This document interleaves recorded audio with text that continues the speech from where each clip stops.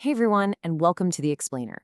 Today we're doing something really fascinating. We are prying open the financial ledgers of the world's absolute biggest tobacco companies. Now, you know we hear a lot in their advertisements about this massive shift they're making toward alternative products, right? But today, we're ignoring the PR. We're looking strictly at the hard, unvarnished numbers to see how they actually report this transition. Okay, let's dive into this. If you follow global markets even a little bit, you know that traditional smoking rates are dropping. But look, these massive billion-dollar corporations aren't just going to close up shop and go home. They're pivoting. So, as observers, as researchers, or think of us today as financial detectives, how do we actually hold this industry accountable? How do we separate a genuine business transformation from, well, clever marketing spin? We do what detectives always do. We follow the money, using some incredibly specific, totally unglamorous reporting metrics. So here's our roadmap for The Explainer today. We're going to start broad with 1, the big tobacco pivot, then look at 2, the SASB standards, before zooming way in on 3, decoding metric FB-TB-260a.1. After that, we'll cover 4, defining harm reduction products, 5, gross versus net revenue, and wrap it all up with 6, the bottom line. We're going right from the broad industry context down into the granular math. All right, section 1, the big tobacco pivot. To really wrap our heads around the accounting here, we first have to look at the massive business reality that's actually forcing this change. For decades now, scientific studies have established these completely undeniable links between traditional tobacco use and severe health problems. We're talking lung disease, cancer, heart disease. Now, obviously, this isn't news to anyone, but from a strict business perspective, this huge surge in public awareness, combined with literally massive lawsuits from individuals and governments, has driven down traditional tobacco use dramatically across so many countries. The industry simply had to look for new markets if they wanted to survive. And that brings us to this incredibly revealing quote straight out of the industry standards. Manufacturers are introducing an array of harm reduction products, seeking to minimize the health impacts of tobacco use while accessing new markets. You've got to notice the dual motive going on here.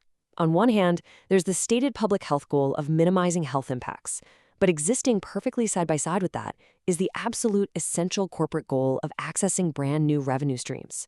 They are quite literally trying to plug the giant hole left by lost traditional cigarette sales. Moving on to section 2, enter the SASB standards. Now, what's really interesting about this slide is that it shows us exactly how investors cut through all that corporate marketing spin. They use the ultimate financial rulebook, the SASB standards. These standards, which are now under the stewardship of the IFRS Foundation, are the incredibly strict, standardized accounting rules that dictate exactly how a company must report its activities. It's how global investors can actually make informed decisions. This is not PR material, guys. It's a rigorous framework designed to track sustainability risks without any of the marketing fluff. Which leads us to section 3, decoding metric FB-TB-260a.1. All right, within that massive rulebook, let's zoom in on the exact, specific alphanumeric metric used to verify this whole public health transition. Check out the top row of this table. You'll see it right there, FB-TB-260a.1.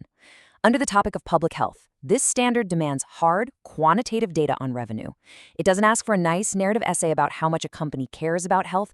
It asks for a cold, hard presentation currency number that reflects exactly how much money is actually being made from these alternative products. Section 4, defining harm reduction products. And this brilliantly illustrates that before we can do the actual financial math, we need to know exactly what specific products we're tracking. The standard leaves absolutely zero room for ambiguity here. It forces a strict separation into 2 very distinct categories: non-tobacco nicotine products on one side and heated tobacco products on the other. When reporting revenue, companies cannot just lump everything together into one giant, vague alternatives bucket. They have to split it up.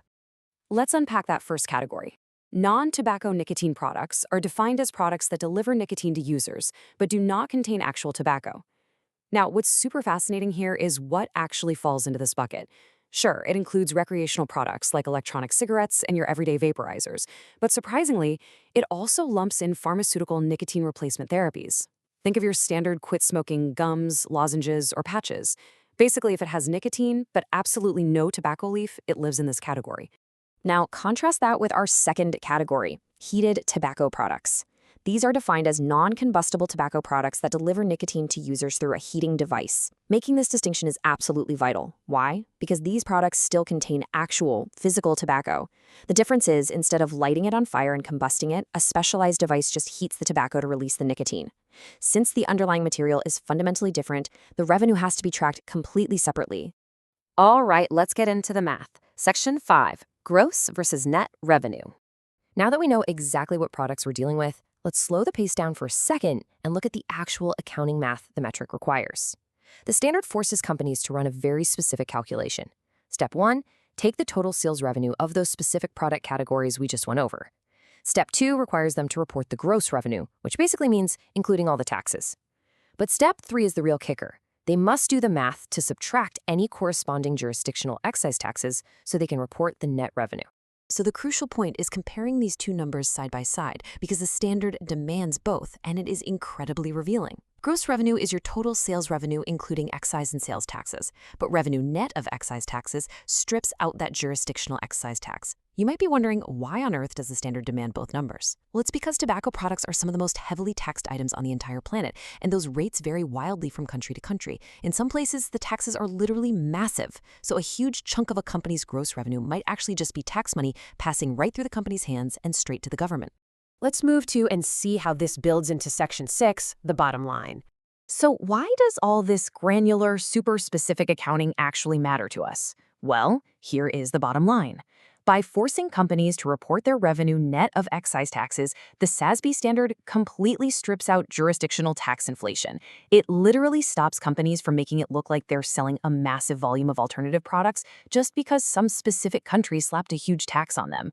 It reveals the true, uninflated scale of the harm reduction market for that specific company. And most importantly, it gives you, the investor, the researcher, the financial detective, verifiable financial proof of a real business transition, so you aren't just taking their marketing spin at face value. We've just seen how these strict financial standards can basically force transparency onto corporate revenue. Metric FB-TB-260a.1 absolutely cuts through the noise to show us exactly how much money is migrating to non-combustible products. But I really want to leave you with this lingering, kind of provocative thought. While these standards tell us exactly how the business is pivoting financially, are financial reporting metrics actually enough to measure the true public health impact of these new products? As brand new scientific studies continue to emerge regarding these alternatives, the numbers on the ledger are really only going to be one piece of a much larger puzzle. Thank you so much for joining me for this explainer, and I highly encourage you to keep diving into the data.